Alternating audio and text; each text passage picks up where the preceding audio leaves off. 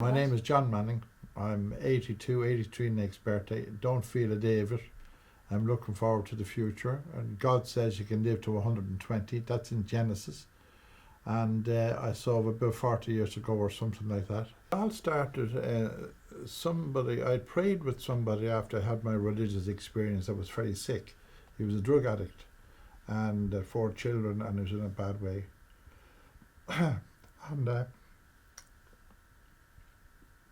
sorry about that. No, of course. So he came to me one day, and his mother did, and said, "Will you go to my son?" I said, "What?" "The baby is dying." "No," I said, "and he wants you to go and see him." But I said, "He'll have to ask me to go and see him. I'm not going to intrude in his life." I said, "If he asks me, I'll go and talk to him." And I did. And he's a big fella, bigger than I am.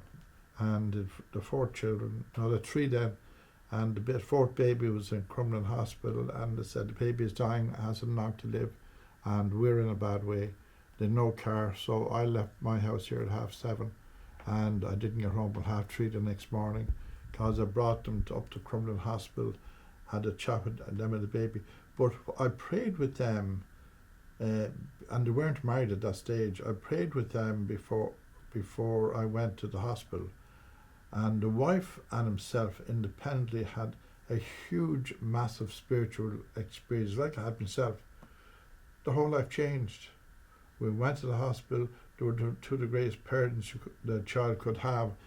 The babies was taken from the back end of the hospital, you might say, where there was no hope, up to the front, and lived for 8 years with massive heart problems, and the baby eventually died. But that husband and wife and that couple were my first miracle. Yeah. So it changed my life. So I share those things over the radio. I get guys that have been in jail, drug addicts, the whole lot. And it's what you might call a testimony. And I say to people, look, you're listening to me, you're not face to face. You can talk to God about your problems, no matter what they might be. Like last Sunday, a girl was on, and she lost her virginity. And I started to laugh when she started. So lots of girls nowadays lose their virginity, so do men too. But I said, it's a forgivable sin. I said, don't be bagging yourself to death because of something like that. I said, that's a forgivable sin. It's part of human nature. We have an Adam and Eve nature. I said, we do things that we shouldn't do. But so that's how you learn. But you have the God I talk about, I said, is a God of forgiveness and love, not a judgmental God like most gods are today. So that's why when I'm talking about my radio program, the God Talk program, I talk about God the Father of the Trinity. I had a woman on there last week, and she was crying on the phone, and she said to me that the priest wouldn't forgive her sins. So I'd give him a kick in the backside of a pair of Doc Marten boots. I said, and a lot of them in the past, I said, I put a lot of them in jail. I said, that's not what love is about. Love is about caring for others. So I said, a huge listenership, and the interest is huge.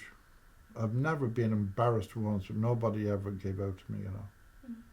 That I should be saying this, that, or the other.